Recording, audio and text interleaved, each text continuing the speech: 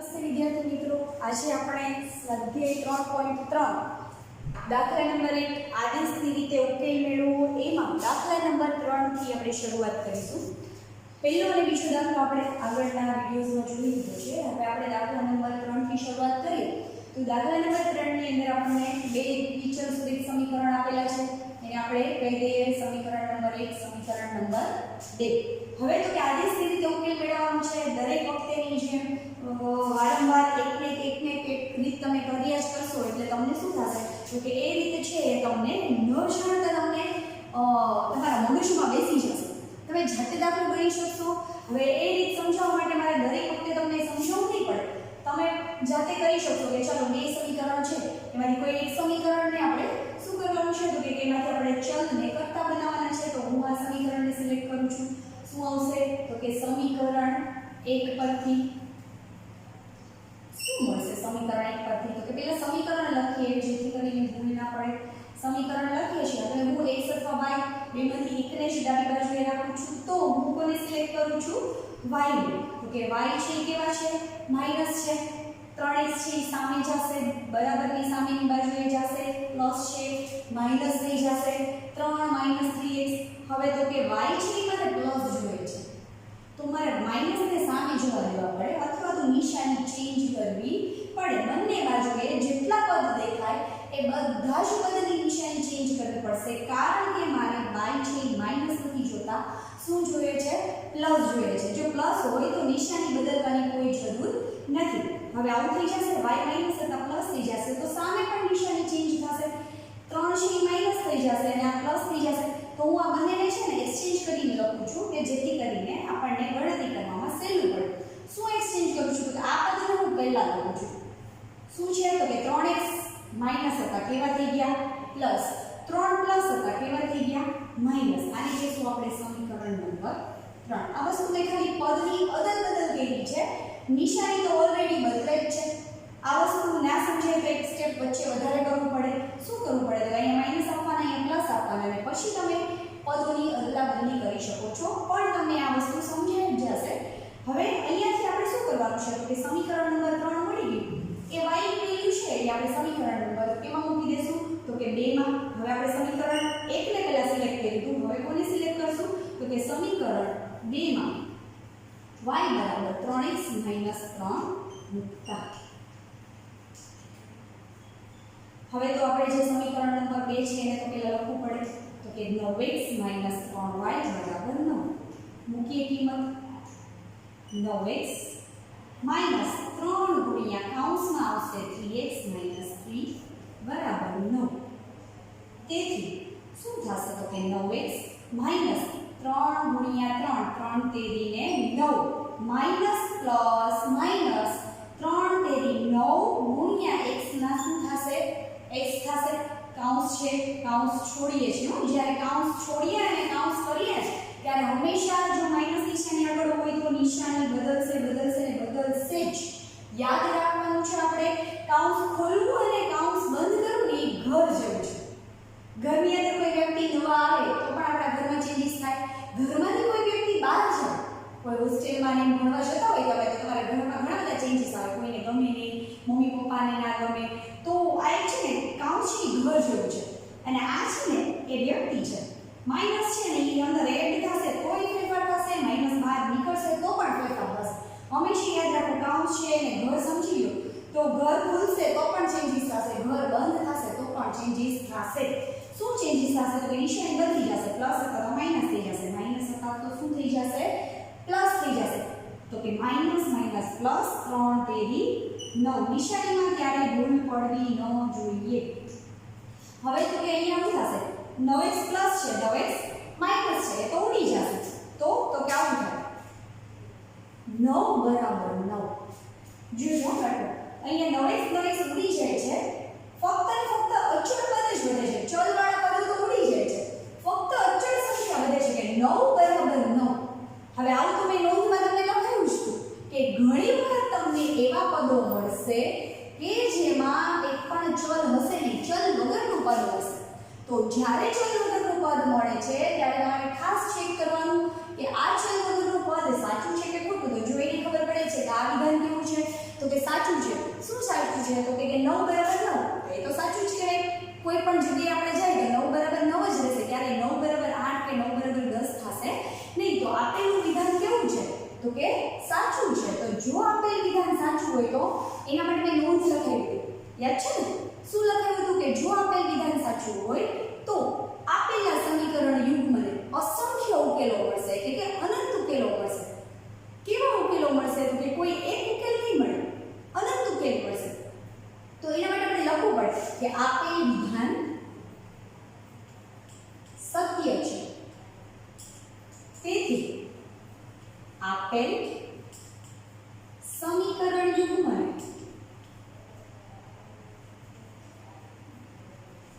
અસંખ્ય ઉકેલો મળે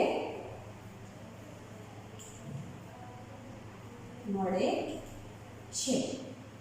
હવે શું થશે? તો કે તેથી અહીંયા શું થાય છે? તો કે ઉકેલ કોઈ એક ચોક્કસ ઉકેલ મળતો નથી, અસંખ્ય ઉકેલો મળે છે. તો આપણે અહીંયા એવું નહીં કહી શકીએ કે x બરાબર 2 મળ્યા, y બરાબર 3 મળ્યા. એવું કોઈ એક ચોક્કસ કિંમત નહીં લઈ શકીએ. તો કે કઈ કિંમતો લઈ શકશું? તો કે આપણે આવું લઈ શકશું કે y બરાબર 3x - 3, જ્યાં x એ વાસ્તવિક સંખ્યા છે. કેવી સંખ્યા છે? વાસ્તવિક સંખ્યા. એવી દરેક જોડ આપેલ સમીકરણ યુગ્મ ના ઉકેલો છે. જો આ વસ્તુ તમને થોડું કન્ફ્યુઝન જેવું લાગે કે શું મેડમે લખ્યું છે, પણ આપેલ વિધાન સત્ય છે. તેથી આપેલ સમીકરણ યુગ્મને અસંખ્ય ઉકેલ છે. પણ કયા કયા ઉકેલ છે એ તો આપણે કેવું પડે ને કે આપણે ઉકેલ શોધવાનું કીધું છે તો આપણે કેવું તો પડે કે અસંખ્ય ઉકેલ તો કયા કયા ઉકેલ છે. તો હવે દરેક ઉકેલ લખવા એ શક્ય નથી. અસંખ્ય વસ્તુ હોય તો તમે બધી વસ્તુઓ લખી ન શકો. તો કે જે આ સમીકરણનું સમાધાન કરે ને એ દરેક જોડ છે ને એ આ સમીકરણ યુગ્મનો ઉકેલ કહેવાય. હવે પ્રશ્ન એમ થાય કે સમીકરણનો સમાધાન કરે એટલે મતલબ y બરાબર જો હું 1 મૂકું ને તો મને અહીંયા x ની કંઈક વેલ્યુ મળશે. તો એ જે જોડ મળી ને x અને y ની, ફોર એક્ઝામ્પલ હું અહીંયા x ની કિંમત મૂકું. ચાલો અહીંયા હું x બરાબર 1 મૂકું ને તો 3 * 3, 3 માંથી 3 જાય તો 0. તો જો હું x ના 1 મૂકું છું તો y બરાબર મને શું મળે છે? તો 0. તો કે 1 અને 0 એ આપેલા સમીકરણ યુગ્મનો ઉકેલ કહેવાય. એક ઉકેલ થયો. ધારો કે હું અહીંયા 2 મૂકું છું x ની જગ્યાએ તો 3 * 2 = 6. 6 માંથી 3 છે તો 3. મતલબ જો હું x ની વેલ્યુ 2 મૂકું છું તો મને y ની વેલ્યુ કેટલી મળે છે? 3 મળે છે. મતલબ 2 અને 3, 2 3. પહેલા તો મેં શું લીધું? 1 0. તો જો 2 મૂકું છું x ની આમ તો y આમ 3 મળે છે. તો મતલબ આ પણ આનું સમીકરણ યુગ્મનો ઉકેલ કહેવાય. એવી રીતે જો હું 3 મૂકું અહીંયા તો 3 તેરી 9, 9 માંથી 3 જાય તો 6. તો જો 3 મૂકું છું તો y બરાબર 6 મળે છે. મતલબ આ પણ આ સમીકરણ યુગ્મનો ઉકેલ કહેવાય. ઇટ મીન્સ એવું થાય કે આ સમીકરણ યુગ્મને ઘણા બધા ઉકેલો છે. તો ઘણા બધામાં કયા? તો કે વારાફરતી x ની વેલ્યુ મૂકતું જવાનું અને y ની વેલ્યુ મેળવતી જવાની. જે દરેક છે દરેકે દરેક આપેલા સમીકરણ યુગ્મનો ઉકેલ થશે. તેથી જ અહીંયા કીધું છે કે જ્યાં x એ વાસ્તવિક સંખ્યા છે, x તરીકે તમારે શું મૂકવાનું છે? તો કે વાસ્તવિક સંખ્યા મૂકવાની છે. વાસ્તવિક સંખ્યામાં પૂર્ણાંક સંખ્યા હોઈ શકે, અપૂર્ણાંક સંખ્યા હોઈ શકે, ધન સંખ્યા હોઈ શકે, ઋણ સંખ્યા હોઈ શકે. તમે અહીંયા જેવી x ની વેલ્યુ મૂકશો એવી તમને y ની વેલ્યુ અલગ અલગ મળતી જશે. જે દરેક છે એ આપેલા સમીકરણ યુગ્મનો ઉકેલ કહેવાશે. તેથી કહી શકાય કે આપેલા સમીકરણ યુગ્મને અસંખ્ય ઉકેલો છે. કોઈ એક ચોક્કસ ઉકેલ મળતો નથી. હવે અહીંયા આપણે સમીકરણ યુગ્મ જ્યારે પણ તમને એકથી વધારે સમીકરણ યુગ્મના ઉકેલો મળતા હોય ત્યારે તમારે આ રીતે લખવાનું રહેશે છે. અને અહીંયા જે તમે ત્રીજું સમીકરણ લખેલું છે એ લખી અને કહી દેવાનું કે આવી દરેક જોડ x અને y ની દરેક જોડ છે એ આપેલા સમીકરણ યુગ્મના ઉકેલો છે. હવે જોઈએ નેક્સ્ટ છે દાખલા નંબર 4. તો કે દાખલા નંબર 4 માં આપણને એવા પ્રકારની રકમ અત્યારે જોવા મળે છે કે જે પહેલી વખત આપણને અત્યાર સુધીમાં પહેલી વખત આવી છે. જેમ અંશ અને છેદવાળી પહેલી વાર આવી હતી એમ અત્યારે આપણને પોઈન્ટવાળી દશાંશ ચિહ્નવાળી પહેલી વાર રકમ જોવા મળે છે. તો એમાં કંઈ અઘરું નથી. જેમ ગણીએ છે એમ જ ગણવાનું છે. પણ આને થોડું સહેલું બનાવવું હોય, જો હું આની જેમ જ ગણી શકું અને પહેલા x કે y ને કોઈ પણ એકને ચલમાંથી કરતા બનાવી અને પછી એની જ કિંમતો મૂકી અને પછી હું સાદું રૂપ આપી શકું, એ તો થશે જ, પણ આને મારે થોડું સહેલું બનાવવું છે. થોડુંક મને આમ ડિફિકલ્ટ જેવું લાગે છે કે પોઈન્ટ આવે ને આપણને એમ થાય કે મેડમ આમાં ભૂલો પડશે, તો આને થોડું સહેલું બનાવવા માટે મારે દશાંશ ચિહ્ન કાઢવા પડે. તો દશાંશ ચિહ્નને મારે કાઢવો તો એ વસ્તુ તમે ઘણા પહેલા 5મા 6માં શીખી ગયા છો કે દશાંશ ચિહ્ન કાઢવું હોય તો છેદમાં આપણે એટલા 0 વાળી સંખ્યા મૂકવી પડે. For example 10, 100, 1000. તો આપણે અહીંયા છે ને આને દશાંશ ચિહ્ન કાઢી અને આપણે એને છેદમાં 10 કે 100 જે કંઈ મૂકવું પડે એ રીતે લઈ લઈએ. તો આને આપણે પેલા સમીકરણ નંબર 1 કહી દઈશું, આને આપણે સમીકરણ નંબર 2 કહી દઈશું. હવે 1 અને 2 લખ્યા પછી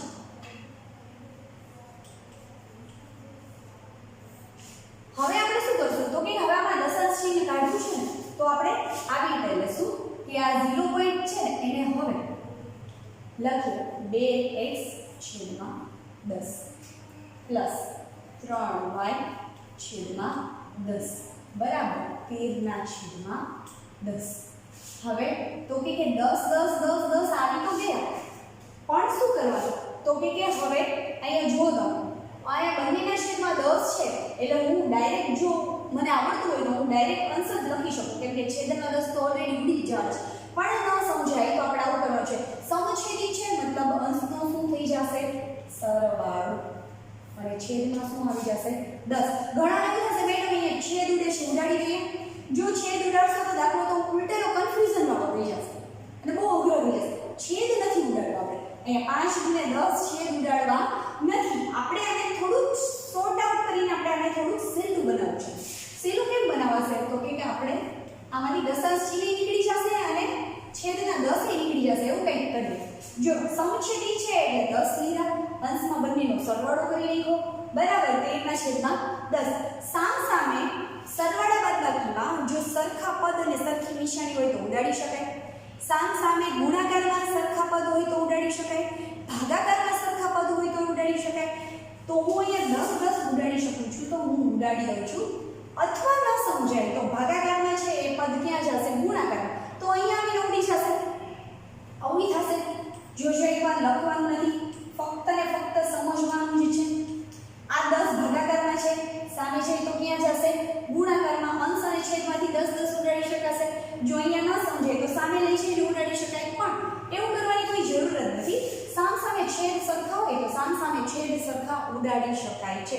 એટલે આવું મળશે 2x 3 બરાબર 13. આને કહેશું સમીકરણ નંબર 3. હવે તો કે હવે સેમ આમાં જેમ કહીને જો આપણે પોઈન્ટ વાળું અઘરું લાગતું હતું, હવે આપણા માટે સહેલું બની ગયું. શું કામ? કારણ કે આ વસ્તુ તો આપણે ઓલરેડી પહેલા ગણેલી છે આ ટાઈપનું. એટલે હવે તો સમીકરણ નંબર 2 ને પણ આપણે આ જ રીતે કન્વર્ટ કરી નાખીએ. તો કે તથા આવી રીતે લઈએ 4x ના છેદમાં શું આવી જશે 10 પ્લસ 5y ના છેદમાં 10 બરાબર 23 ના છેદમાં 10